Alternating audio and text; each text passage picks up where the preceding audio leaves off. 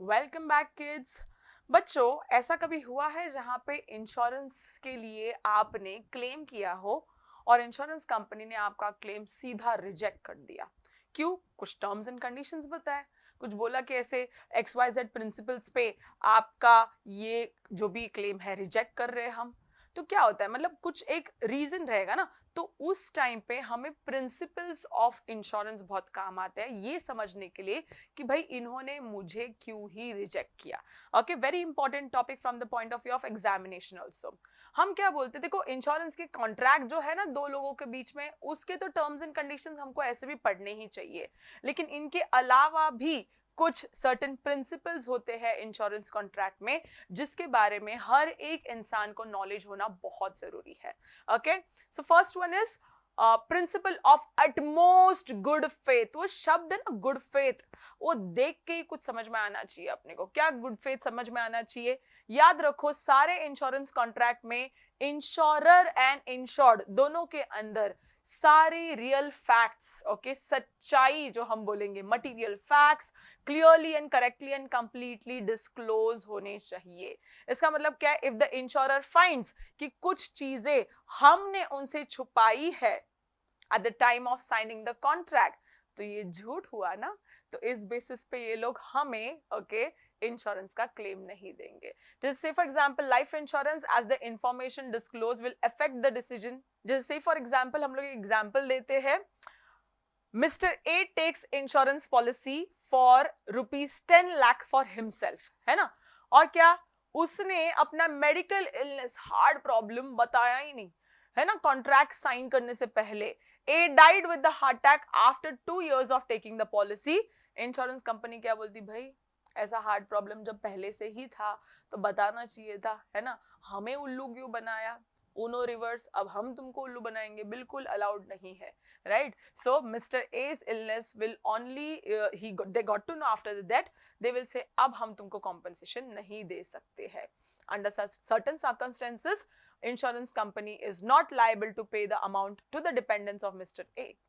याद रखो, हर एक चीज सच्चाई से बतानी है, utmost good faith। फाइन। अब हम लोग देखते हैं अपना दूसरा principle, principle of insurable interest. Insurable interest, हम लोगों को ऐसी ही चीजों का इंश्योरेंस लेना चाहिए जिसमें हमें इंटरेस्ट हो, जो सब्जेक्ट रिस्क के लिए यू कुड से क्वालिफाई करे, है ना। See what it says, absence of insurable interest, मतलब अगर रिस्क ही नहीं है उसमें तो क्या ही तुम उसका कॉन्ट्रैक्ट लोगे, बराबर है कि नहीं, right. The insured must have insurable interest financially in the subject matter of insurance. अगर किसी पर्सन ने बोला है कि मेरे लिए लाइफ इंपॉर्टेंट है, तो life is the matter of insurance, है ना। ओके, या कंपनीज के लिए हो सकता है उनके एसेट्स है। Okay, see owner of the house, एक बंदा अगर जिसका करोड़ों का घर है तो अपना करोड़ों का घर इंश्योर करा सकता है। यस, अगर कुछ घर को हुआ उसे फाइनेंशियल लॉस हो सकता है। It is applicable to all contracts of insurance. Yes, हर एक कॉन्ट्रैक्ट बोलो, लाइफ, फायर, मरीन, सब के लिए इंपॉर्टेंट है। और लाइफ इंश्योरेंस में तो बहुत ही इंपॉर्टेंट, क्योंकि लाइफ में आप बोलोगे मैम मेरे लिए क्या ही है, मेरी लाइफ तो है ना खराब, है ना, क्या ही आप बोलोगे इतना लाइफ इंपॉर्टेंट है या नहीं। अरे सबकी लाइफ इंपॉर्टेंट है, मम्मी पापा से पूछो, right. It is not essential that he or she has an insurable interest at the time of death. Now this is very important. See what it says, life insurance के वक्त ना बंदा जब जिंदा है तब भी उसकी इंपॉर्टेंस होनी चाहिए। और हम लोग क्या बोलते हैं, डेथ के बाद तो ऑफ कोर्स इतनी जरूरत नहीं है कि तुमको डेथ के वक्त, अभी बंदा गया अब याद आ रहा है तुमको बहुत इंपॉर्टेंट था इसका इंश्योरेंस निकाल गया वो।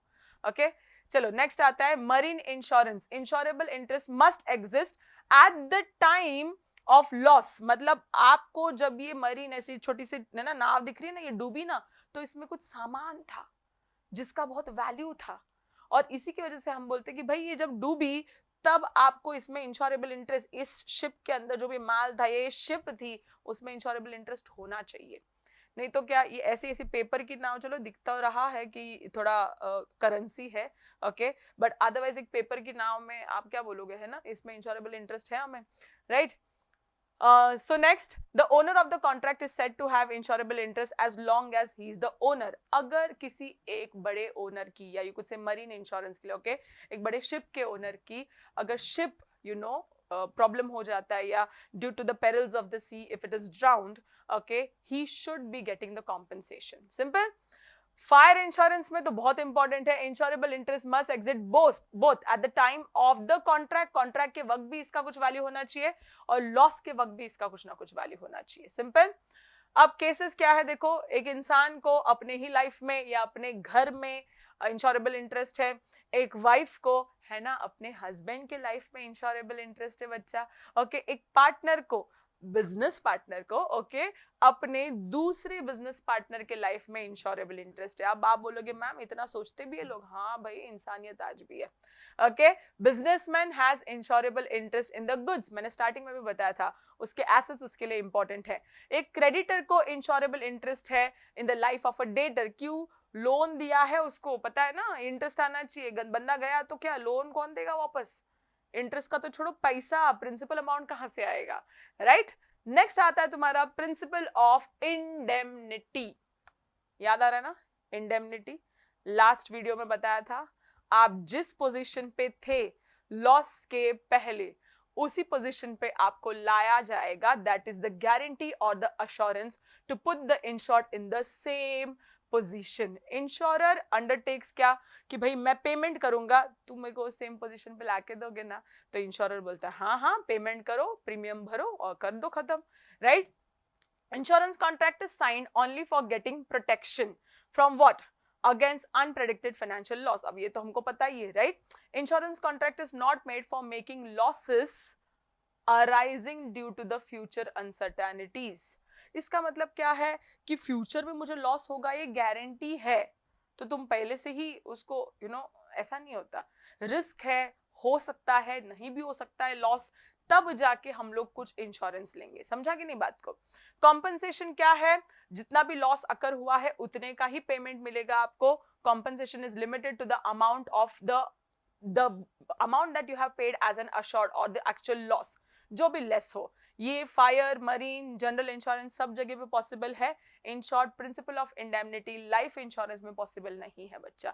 अब आप बोलोगे मैम लाइफ को इतना धोखा क्यों दिया है इसने, सोचो ना, ये क्या बोलते हैं, ये इंडेमनिटी आप एक फाइनेंशियल पोजीशन या आप जिस पोजीशन पे थे लॉस के पहले उसी पोजीशन पे वापस लाए जाओगे. मरे हुए इंसान को जिंदा नहीं कर सकते, राइट. सो लाइफ इंश्योरेंस में ये पॉसिबल नहीं है. नेक्स्ट आता है आपका प्रिंसिपल ऑफ सब्रोगेशन. सब्रोगेशन का मतलब क्या है बच्चा, एक बार अगर ये गाड़ी दिख रहा है ना, ऐसी हो गया खत्म, चूर चूर हो गई है, तो ये गाड़ी का अगर आपको इंश्योरेंस कंपनी पैसा दे देती है, राइट, तो ये गाड़ी कौन लेकर जाएगा भी जो इतनी ठुकी हुई है, राइट. यूजुअली ये लोग बोलते हैं कि ये गाड़ी आप इंश्योरेंस की कंपनी को दे दोगे. समझा कि नहीं समझा. This principle is corollary to the principle of indemnity. मतलब क्या, जैसे प्रिंसिपल ऑफ इंडेमनिटी एप्लीकेबल नहीं है लाइफ इंश्योरेंस को, वैसे प्रिंसिपल ऑफ सब्रोगेशन भी एप्लीकेबल नहीं है लाइफ इंश्योरेंस को, बाकी सारे इंश्योरेंस पॉलिसीज को एप्लीकेबल है, ओके. अगर वो डैमेज प्रॉपर्टी का कोई वैल्यू रहेगा तो ही हम लोग प्रिंसिपल ऑफ सब्रोगेशन के बारे में बात कर सकते हैं, okay. Insurer can benefit out of the subrogation rights only to the extent of amount, ये बहुत इंपॉर्टेंट है, he has paid to the insurance for the compensation. या you could say हम लोग कैसे बताएंगे, जैसे अगर आपका जितना लॉस हुआ है, अभी चलो एक एग्जांपल ही लेते हैं, a person has insured his furniture for ₹50,000 against fire and उसका कुछ ही पार्ट ऑफ फर्नीचर अगर जल गया है, ओके, और एक्चुअल लॉस होता है 35,000, डू नॉट वरी, पूरा फर्नीचर लेकर गए ये लोग और आपको पूरा 50,000 रुपए दे के जाएंगे, पूरा compensation, okay. Now that is what is the good thing of principle of subrogation. लेकिन हाँ, अगर ये देखो फर्नीचर का तो क्या डिप्रिसिएशन होता है, बराबर. अगर ये अप्रिशिएटिंग एसेट थी, आप बोलोगे मैम उसने तो मेरा वो है ना प्रोडक्ट अच्छा खासा बना के बेच भी दिया आगे, उसके ऊपर ध्यान नहीं देना, उसने अपने को पूरा कॉम्पनसेशन कर दिया ना कंपनी ने, बस जितना है उतने में खुश रहो, सिंपल. नेक्स्ट आता है principle of mitigation of loss. अब मैं ना अपने बच्चों को इसका एक तरीका बताती हूँ कि इसको बाय हार्ट कैसे करने का. उसको उल्टा पढ़ो थोड़ा. क्या उल्टा पढ़ेंगे, लॉस ऑफ को हम लोग बोलेंगे को, मिटिगेशन मिटाओ, लॉस को मिटाओ, बहुत इंपॉर्टेंट है, ओके. इस प्रिंसिपल में हम क्या बोलते हैं, अगर इंश्योर्ड ने कोई भी एक प्रॉपर्टी के लिए इंश्योरेंस ली है और वो प्रॉपर्टी फिलहाल जल रही है, एक आउटब्रेक ऑफ फायर हुआ है, इस इंसान की तरह है ना स्माइलिंग फेस देके या मैंने तो इंश्योरेंस लिया है सब पैसा मिलेगा, ऐसा अलाउड नहीं है। Insured must not neglect and behave irresponsible. तो क्या करने का मैम, रेस्पॉन्सिबिलिटी लो, है ना, ये देखो बहुत इंपॉर्टेंट है। लॉस को मिटाओ, just because you taken insurance that doesn't mean that you will not save that asset or save that thing from getting burnt, है ना। See, Mr. A's house is on fire due to an electric short circuit.